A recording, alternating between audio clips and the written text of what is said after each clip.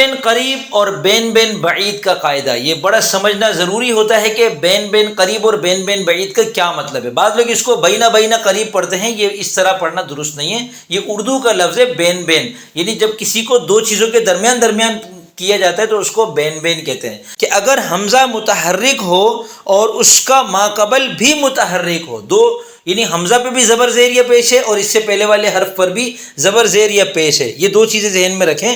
تو اب ایسے حمزہ کو بین بین قریب پڑھنا بھی جائز ہے اور بین بین بعید پڑھنا بھی جائز ہے۔ بین بین قریب کو اور بین بین بعید کو ہم تسہیل قریب اور تسہیل بعید بھی کہہ سکتے ہیں۔ اب یہ سمجھے کہ یہ کیا ہوتا ہے۔ بین بین قریب کا مطلب ہے حمزہ کو اپنے مخرج اور حمزہ کی حرکت کے مطابق حرف علت کے مخرج کے درمیان پڑھنا۔ حمزہ کا اپنا مخرج کیا ہے؟ آ، یہ حمزہ کا مخرج ہے، ٹھیک ہے۔ اگر کوئی حمزہ کو آ پڑھتا ہے تو اس کا مطلب ہے اس نے حمزہ کو ادا کیا بغیر کسی تبدیلی کے۔ لیکن اگر وہ حمزہ کو واو سے بدل دیتا ہے تو وہ بولے گا او، یا پھر یا سے بدل دے گا تو بولے گا ای، تو یہ پورا کا پورا بدلنا ہو گیا، ٹھیک ہے نا۔ ایک ہوتا ہے نہ بدلنا اور ایک ہوتا ہے بدل دینا۔ نہ بدلنے کو تحقیق کہتے ہیں اور حمزہ کو واو یا سے یا الف سے بدلنے کو ابدال کہتے ہیں۔ بین بین کا مطلب یہ ہوتا ہے کہ تحقیق اور ابدال کے درمیان پڑھنا۔ بین بین قریب میں ہم کیا کرتے ہیں کہ حمزہ کا جو مخرج ہے وہ یعنی آ، اور حمزہ کے اوپر جو حرکت ہے وہ دیکھیں گے، وہ زبر ہے، زیر ہے یا پیش ہے۔ اگر زبر ہے تو پھر حمزہ کو حمزہ اور الف کے درمیان ادا کریں گے۔ اگر حمزہ کے نیچے زیر ہے تو بین بین قریب میں حمزہ اور یا کے مخرج کے درمیان ادا کریں گے، اور اگر حمزہ کے اوپر پیش ہے تو حمزہ کو حمزہ کے مخرج اور واو کے مخرج کے درمیان کر کے ادا کریں گے۔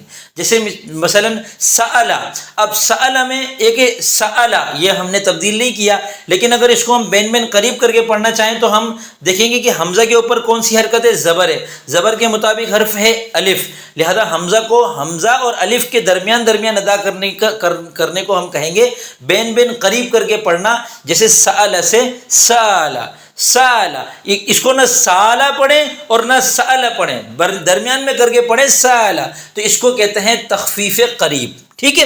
بین بین بعید کیا ہے کہ حمزہ کو اپنے مخرج اور ما قبل کی حرکت کے مطابق حرف علت کے مخرج کے درمیان پڑھنا۔ آپ یہ دیکھیں کہ حمزہ سے پہلے جو حرف ہے اس کے اوپر زبر ہے تو حمزہ کو الف اور حمزہ کے درمیان پڑھنے کو بین بین بعید کہیں گے، اور اگر حمزہ سے پہلے والے حرف کے نیچے زیر ہے تو حمزہ اور یا کے درمیان ادا کرنے کو بین بین بعید کہیں گے، ٹھیک ہے۔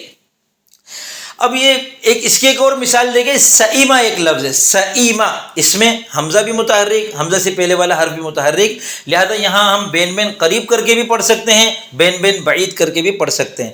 بین بین قریب کرنے کی صورت میں سئیمہ کو حمزہ کے مخرج اور حمزہ کے نیچے چونکہ زیر ہے لہذا یا کے مخرج، یعنی حمزہ کو ادا کرتے وقت ہم نہ حمزہ ادا کریں گے نہ مکمل یا ادا کریں گے، دونوں کے درمیان ادا کرتے ہوئے ہم یوں کہیں گے سئیمہ، سئیمہ۔ اس کو سئیمہ بھی نہیں کہہ سکتے اور سئیمہ بھی نہیں کریں گے، کر تو سکتے ہیں، سئیمہ کو سئیمہ بھی پڑھ سکتے ہیں، تو ہم نے کچھ بھی نہیں کیا چونکہ یہ قاعدہ جوازی ہے۔ لیکن اگر اس کو ہم بین بین قریب کر کے پڑھنا چاہتے ہیں تو ہم پڑھیں گے سئیمہ۔ اور بین بین بعید کے اندر دیکھیں حمزہ سے پہلے سین ہے، سین کے اوپر زبر ہے، زبر کے مطابق جو حرف ہے وہ الف ہے، لہذا حمزہ اور الف کے درمیان والی آواز نکالنے کو بین بین بعید کہیں گے۔ تو سئیمہ کو ہم یوں پڑھیں سامہ، سامہ، تو یہ بین بین بعید ہے، اور سائمہ، سائمہ یہ بین بین قریب ہے۔ امید ہے آپ کو اس سے بین بین قریب اور بین بین بعید اچھی طرح سمجھ میں آ گیا ہوگا۔